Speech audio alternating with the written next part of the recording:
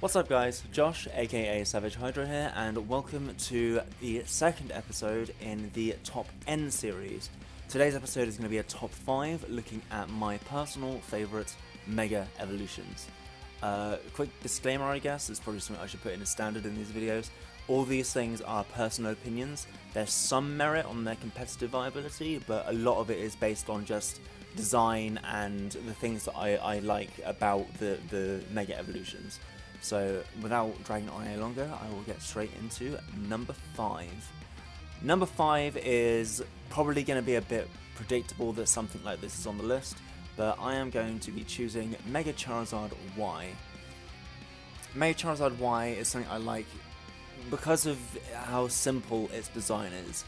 It's simple, but it's appropriate, just kind of emphasizing Mega Charizard, the original Charizard's kind of basic design ideas and bringing them out fully.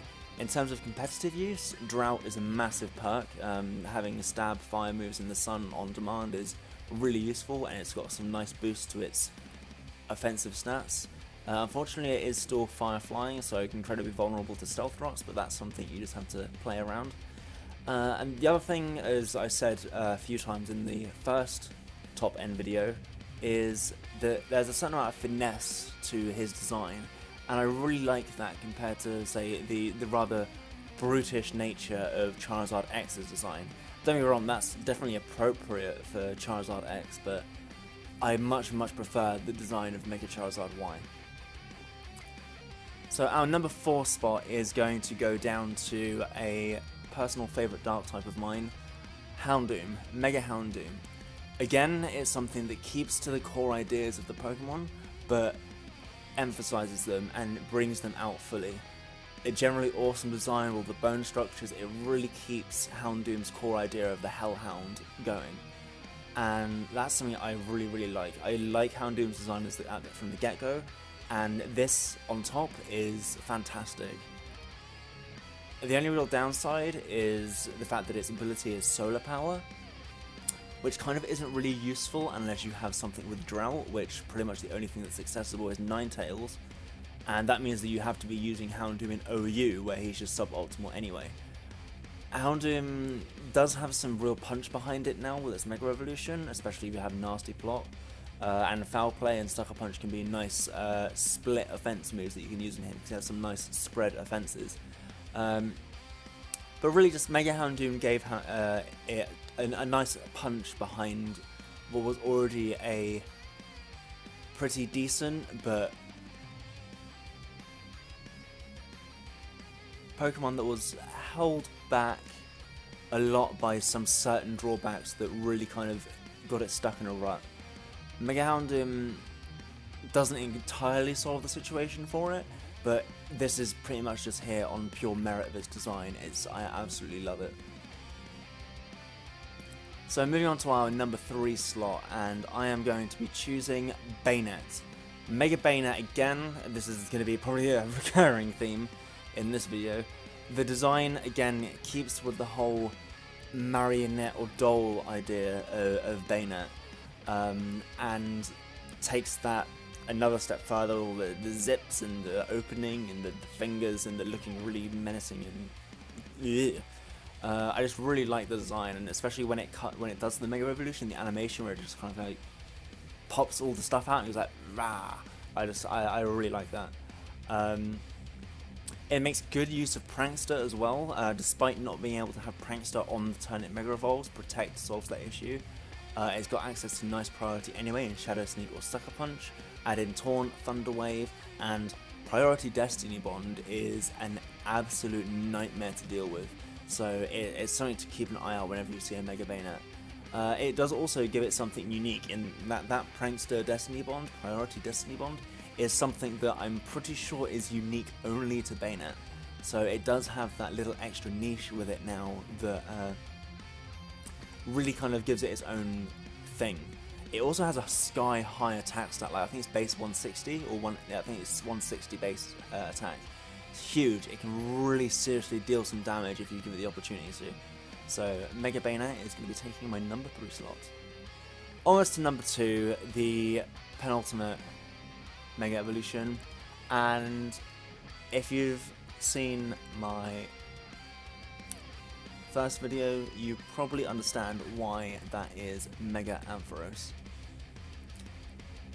Mareep was my first shiny, 2 hours and 10 minutes into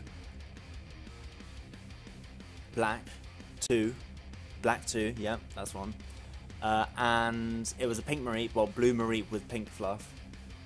And then X and Y got revealed, and Mega Ampharos got revealed, and I was like, oh yes, I'm having a pink Mega Ampharos.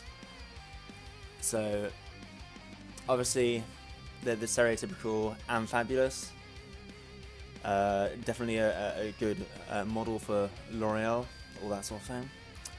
Ampharos, repping that hair. Mold Breaker for it as well is an absolute beast in vulnerability.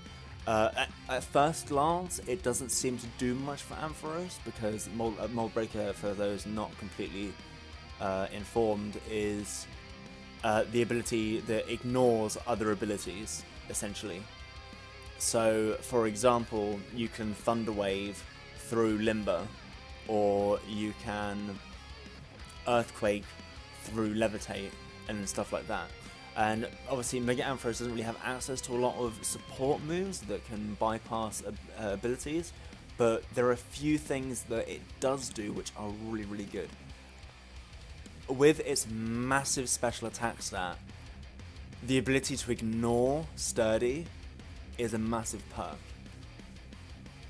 It also brings the ability to ignore things like Volt Absorb, Motor Drive, what other moves are there that actually have a problem for it? It means that you can ignore Magic Bounce with Thunder Wave. Again, that's really a useful thing to have if you want to run Thunder Wave in your Mega Ampharos. It is a thing that Mega Ampharos tends to do, I believe, because well, Paralysis quarters your speed, and with Mega Ampharos, I think it's having a base speed of 40. It's not really doing much.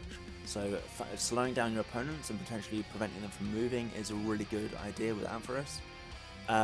It is hella bulky. It is probably one of the most bulky electric types there are in Mega Evolutions.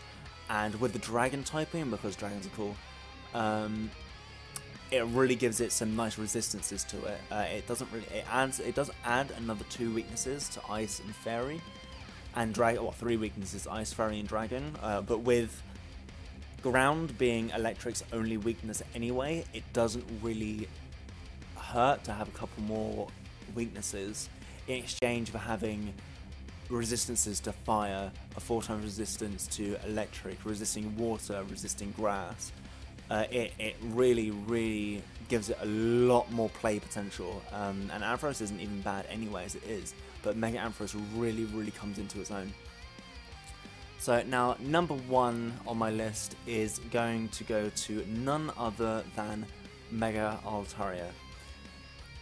This stems from the fact that when I first found out Mega Altaria was going to be a thing, and when we found out about its stat spread, I did some calculations with a friend. We worked some things out, tried a little figuring a few things out, and decided that it is an absolute monster.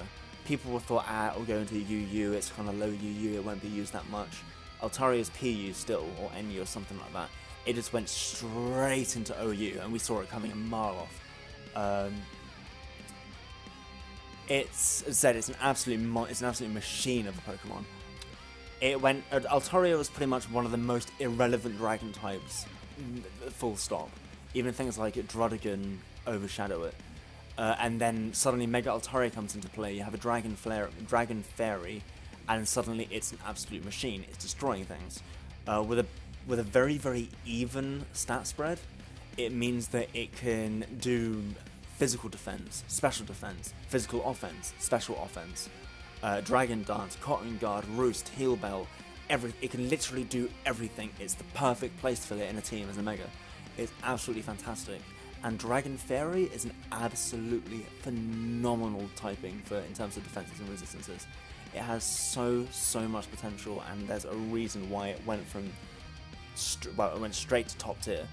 Plus, just look at it, it's just so fluffy and poofy, and it just is, why not? But Mega Altaria is going to be taking my top spot as Mega Evolution.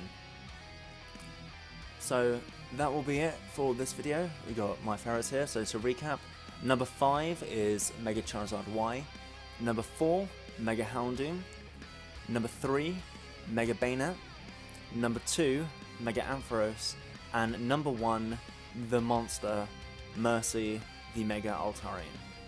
But other than that, that will be this video for today. And if you enjoyed this video, do leave a like and subscribe for more. And do also let me know what your favourite Mega Evolutions are in the comments below. But other than that, thank you for watching, and I'll see you guys in the next video.